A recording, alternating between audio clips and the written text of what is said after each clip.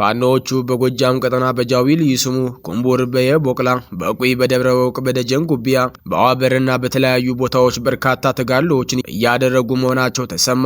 ውጊያው ከደቡብ ወሎ መካነ ሰላም ተነስቶ ሙሉ የጎጃም ቀጠናን ያካለለ ሲሆን የፋኖ ከፍተኛ አመራሮችም ውጊያውን በቆራጥነት በመምራት ከ3 በላይ ከተሞችን ነፃ ማውጣታቸው ተነግረዋል። በዚህ ትንቅንቅ ብርጋዴር ጀነራል መላኩ ጌታነህ የተባለ ወታደራዊ መሪ በደረሰበት ጥቃት በሞትና በህይወት መካከል እንደሚገኝ ወታደራዊ ምንጮች ጠቁመዋል። በሌላ በኩል አንገርጉትን ክፍለ ጦር በአገዛዙ ጦር ላይ በደፈጣ ጥቃት ድል መቀዳጀቱ ሲገለጽ፣ በጉቶ ጊዳ ወረዳ ሜጤ ቀበሌ ላይ ደግሞ በአንድ ወዳደር ካርኔ ላይ የማያዳግም እርምጃ መውሰዱን አስታወቀ። ትናንት ሐምሌ 13 ቀን 2018 ዓ.ም ከጠዋቱ 2 ሰዓት መነሻውን በምስራቅ ወለጋ ዞን ጊዳ አያና ወረዳ አንድ ወደ ቀበሌ ልዩ ቦታዋ ዶሮ በራ ከምትባል ቦታ በመነሳት ወደ ዲቾ ተራራ ደፈጣ እንቅስቃሴ እያደረገ ባለበት ሁኔታ የዲቾ መብረቅ ሻለቃ አንድ ቀድሞ ቦታ በመያዝ የጠላትን ኃይል ሞትና ቁስለኛ ማድረግ ተችሏል። በጥቃቱ ሳቢያ ከፍተኛ ጭንቀት ውስጥ የወደቀው የኦሮሞ ዋና አለቃ ሽመልስ አብዲሳ ልዩ የተባለ ኮማንዶን ወደ ስፍራው መላኩ ሲነገር ከገቡት ኃይሎች መካከል ጥቂት የማይባሉ ኮማንዶዎች መሰናበታቸው ነው የተሰማው። በቆይታችን መረጃውን በስፋት ሰሙታላችሁ። በወሎ ቤት አማራ ምኒልክ ዕዝ 106ኛ ኮር 31ኛ ክፍለ ጦር በዳውንት ወረዳ ታላቅ ጀብድ መቀዳጀታቸውን አስታወቁ። የክፍለ ጦሩ አቃኚ ባደረገችው የደፈጣ ውጊያ የአገዛዙ ሰራዊት 09 ቀበሌ ጉደር በተባለ ቦታ ላይ ጥምር ሰራዊቱ በርካታ ሙትና ቁስለኛ ሲደረግ ሌሊቱን ዳውንት ወረዳ ጤና ጣቢያ አልጋዎች በአገዛዙ ቁስለኛና ሙት ሰራዊት ተጨናንቀው እያደረ ሲሆን ጠዋት ላይ በሁለት ባስ ከፍተኛ ቁስለኞች ተጭነው ወደ ደሴ ሆስፒታል ተወስደዋል። ሰላም ጤና ይስጥልን የተከበራችሁና የተወደዳችሁ ቤተሰቦች እንደምንቆያችሁ፣ እነሆ ለሰዓቱ እጅግ መደመጥ ያለባቸውን ወሳኝና ትኩስ መረጃዎችን ይዘን ቀርበናል። በቆይታችንም ቀደም ሲል ባርስቱ ያስደመጥናችሁን ዜናዎች እንዲሁ ሌሎች መረጃዎችን በስፋት ወደ እናንተ እናደርሳለን። እናንተ ለቻናሉ አዲስ ከሆናችሁ ቻናሉን ሰብስክራይብ እንዲሁም ቪዲዮውን ላይክ እና ሼር እንድታደርጉ በትህትና እየጠየቅን በቀጥታ ወደ ዝርዝር መረጃዎቹ አለፍን። አብራችሁን ቆዩ።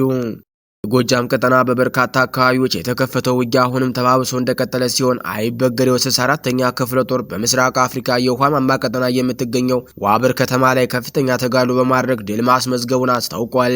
ወንዝ የማይበግረው አይበገሬው 64ኛ ክፍለ ጦር በደቡብ ወሎ በመካነ ሰላም በአባይ ተፋሰስ ሸለቋማ ቦታዎች በጎጃም በጃዊ ልዩ ስሙ ኩምቡር በየቦቅላ በቁይ በደብረ ወርቅ በደጀን ጉቢያ በዋበርና በተለያዩ ቦታዎች በርካታ ተጋድሎዎች ሲፈጽም የቆየና ዛሬም እንደ ትላንቱ እየፈጸመ ይገኛል። በአብይ አህመድ ቀጭን ትዕዛዝ የተሰጣቸው ሌተናል ጀነራል መሐመድ ተሰማ፣ ብርጋዴር ጀነራል አዲሱ መሐመድ፣ ብርጋዴር ጀነራል መላኩ ገላነህ፣ ብርጋዴር ጀነራል ሶፊያ አህመድ የመሳሰሉት ያለ የሌለ መካናይዝድ ጦር በመያዝ ጎጃምን ለማውደም በተለያዩ ቦታዎች ከፍተኛ እንቅስቃሴ እያደረጉ ቢሆንም የአማራ ፋኖ ብሔራዊ ንቅናቄ ቴዎድሮስ 201ኛ ኮር 64ኛ ክፍለ ጦርና 54ኛ ክፍለ ጦር በተባበረ ክንድ በዋበር አስበውት የነበረ እቅዳቸውን በሙሉ የቁም ቅዠት ሆኖ ቀርተዋል።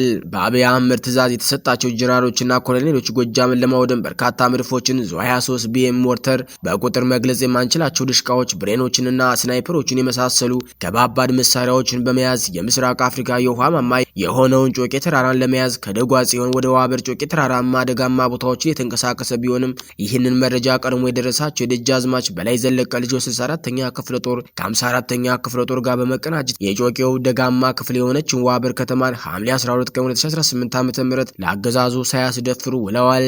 የደጃዝማች በላይ ዘለቀ ልጆች በዋበር ከተማ መምጣታቸውን የሰማው የአገዛዙ ሰራዊት ከደጓ ጽዮን ወደ ዋበር የመድፍና ከባድ መሳሪያ ቅንቡላዎች ሲያስወነጭፍ ውለዋል። በሁለቱ ክፍለ ጦሮች ከእንደ ብርቱ ሰራዊት ከፍተኛ ተጋድሎ ሲያደርጉ የዋሉት የጠላትን እቅድ በማክሸፍ የጠላት ዙ 23 የቡድን መሳሪያ በወገን ዲሽቃና ሹተር አልሞ ተኳሾች ጀግኖች ከአገልግሎት ውጭ እንዲሆን በማድረግ የጠላትን መካናይዝድ ጦር ቅስም በመስበር ባለበት ቦታ እንዲውል አድርገውታል። የደጃዝማች በላይ ዘለቀ ልጅ ዋበር ከተማ ከፍተኛ ተጋድሎ ሲያደርግ መዋላቸው የሰሙት የአብይ አህመድ ጀነራሎች፣ ኮሎኔሎች ሰራዊታቸው ከሀገር ስትደፈር ስትወረር ለሀገር ዳር ድንበር መጠበቂያ የሚሆነውን የቡድን መሳሪያ አስተዳድረዋለሁ በሚለው ህዝብ በንጹሃን ላይ ሲያዘንቡት አምሽተው ባሉበት ቦታ አድፍጠዋል ሲል የአማራ ፋኖ ብሔራዊ ንቅናቄ ቴዎድሮስ 201ኛ ኮር 64ኛ ክፍለ ጦር ህዝብ ግንኙነት መምሪያ መረጃውን አድርሰዋል። ይህ በእንዲህ እንዳለ ከጠላት እቅድ በተቃራኒ አጻፋዊ ምላሽ የሰጠው የ206ኛ ኮር 34ኛ ክፍለ ጦር የባሶ ሊበን ወረዳ ኮርክ ከተማን በመቆጣጠር ወታደራዊ ድል ማስመዝገቡ ታውቋል። የ206ኛ ኮር 34ኛ ክፍለ ጦር ከሌሊቱ 11 ሰዓት ኮርክ ከተማ በመሸገው የአገዛዙ ኃይል ላይ እርምጃ በመውሰድ ከ35 በላይ አድማ ብተና 15 ሚሊሻ፣ አንድ ሻለቃ አዛዥ፣ 2 ሻምበል መሪዎችን በመደምሰስ ከተማዋን ሙሉ በሙሉ ተቆጣጥሯል።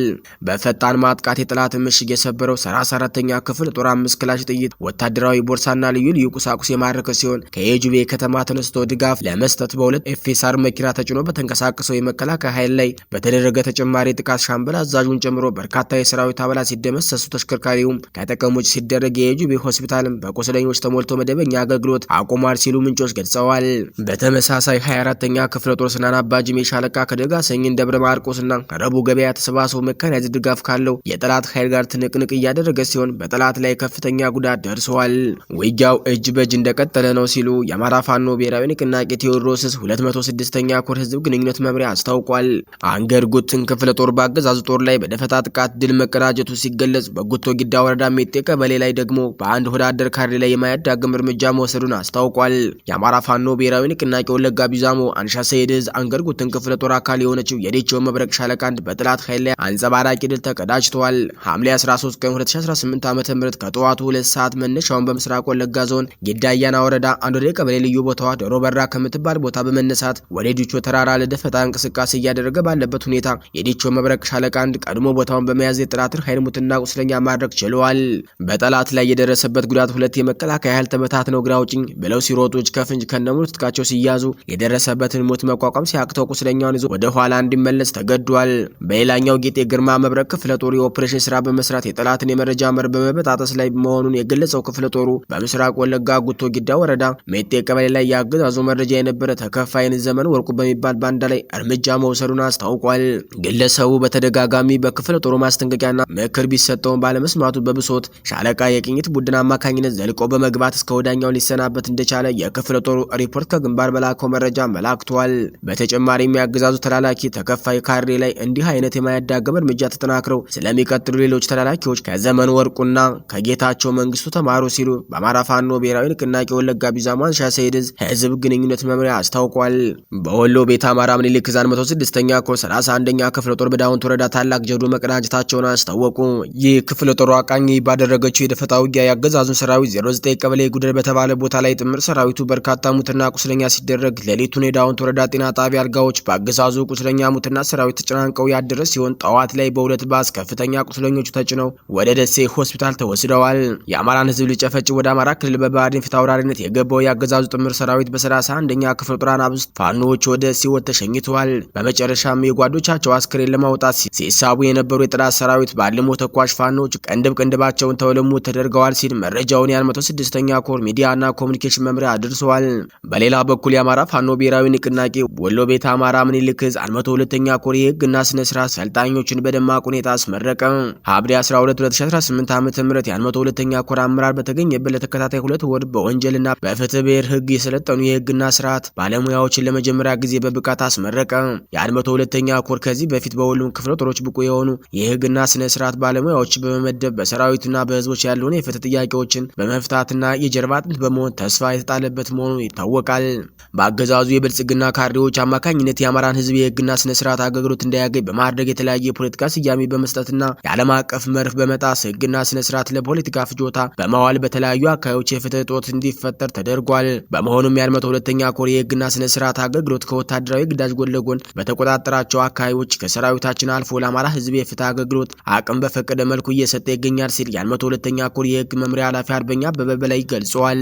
ችግሩን በዘላቂነት ለመቅረፍ ተከታታይ የህግና ስነ ስርዓት ስልጠናዎች እንደሚቀጥሉ የመምሪያ ኃላፊው ገልጸዋል። አርበኛ አበበ አያይዘውም እንደገለጹት ከሆነ ከማንም ጋር ሰላም መፍጠር የማይፈልገው አገዛዝ በመላው አገሪቱ የተራዘመ የጦርነት አዙሪት በመለኮስ በአማራ፣ በትግራይ፣ በኦሮሚያ፣ በቤኒሻንጉልና በአፋር ክልል ህግና ስነ ስርዓት እንዳይከበር በማድረግ በዜጎች ላይ ከፍተኛ በደል ፈጽሟልን በማለት ተናግረዋል።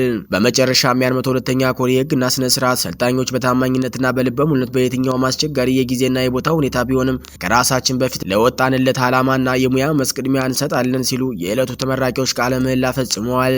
መዳረሻው ድልና ነጻነት የሆነው የአማራ ህዝብ የህልውና ተጋድሎ ተጠናክሮ ይቀጥላል ሲል መረጃውን የ102ኛ ኮር ህዝብ ግንኙነት መምሪያ ኃላፊ አርበኛ አታሉ ሙልጌታ አድርሰዋል። ወደ ውጭ መረጃችን ስናልፍ ወሳኙ የንግድ መስመር ቀይ ባህር ላይ በኢራን የሚደገፉት የየመን ሁቲ ኃይሎች የሳውዲ አረቢያ መርከቦች የባህር እንቅስቃሴ ላይ እገዳ አወጁ። ቡድኑ እገዳውን ያወጀው ሳውዲ አረቢያ በየመን ላይ ኢፍትሐዊ ጨቋኝ ከበባ እየጣለች በሚል ክስ ነው። የቀይ ባህር ዋነኛ መተላለፊያ ባብል አልመንደብ ሰርጥ ለሳውዲ መርከቦች እንደሚዘጋ ሁቲዎች አስታውቀዋል። ይህ ከ2022 ጀምሮ በተመድ ድጋፍ ሲቆይ የነበረው የተኩስ አቁም ስምምነት የሚያዳክም እርምጃ መሆኑ ተጠቁሟል። እገዳው የመጣው በሁቲዎች ቁጥጥር ስር ባለው የሳና አውሮፕላን ማረፊያ ላይ ከተፈጸመ ጥቃት በኋላ ነው። የየመን መንግስት የኢራን አውሮፕላን እንዳያርፍ ለመከላከል ጥቃቱ ፈጽሜያለሁ ቢልም ሁቲዎች ግን ሳውዲን ተጠያቂ በማድረግ የሚሳኤል ጥቃት ከፍተው አሁን ደግሞ የባህር ላይ እንቅስቃሴ እገዳ አውጀዋል። ባብ አልመንደብ ሙሉ በሙሉ ከተዘጋ የዓለም የነዳጅ አቅርቦት እስከ 7 በመቶ ሊቀንስ፣ በቀይ ባህር የሚካሄደውን የንግድ መጓጓዣና የኃይል አቅርቦት በከፍተኛ ሁኔታ ሊያውቅ ይችላል። በሌላ በኩል ሳውዲ አረቢያ እንዲሁም በሳውዲ የሚመራው ጥምረት የሁቲዎችን መግለጫ አሳሳች በማለት ውድቅ አድርገውታል። በሁቲዎች ቁጥጥር ስር ባሉ ወደቦች በመቶዎች የሚቆጠሩ የንግድ መርከቦች አሁንም ያለ እንቅፋት እየገቡና እየወጡ መሆኑ ገልጸዋል። ጥምረቱ የሁቲዎች የባህር እገዳ ውሳኔ የዓለም አቀፍ ሕግ የሚጥስ የባህር ወንበዴነት ተግባር ሲል በማውገዝ በባብል መንደብ ባህረ ሰላጤ የሚያልፍ የሳውዲ የንግድ መርከቦች ለመጠበቅ የደህንነት ጥበቃ እርምጃዎችን መጀመሩን አስታውቋል። ኢራን ግፊት እያደረገች ነው የተባለ ሲሆን የየመን ሁቲዎች የባህር ላይ እንቅስቃሴ እገዳ በቀጠናው እየተባባሰ ካለው የጂኦፖለቲካዊ ውጥረት ጋር የተያያዘ መሆኑ እየተነገረ ነው። ኢራን በመሰረተ ልማቶቿ ላይ ለሚፈጸመው የና አሜሪካ ወታደራዊ ጥቃት ምላሽ እንዲሆን ሁቲዎች የምዕራባውያንን የባህር ሰላጤ ሀገራት የመርከብ መጓጓዣ ወሳኝ መተላለፊያዎችን እንዲያወቁ ሁቲዎችን ግፊት አድርጋባቸዋለችም ተብለዋል።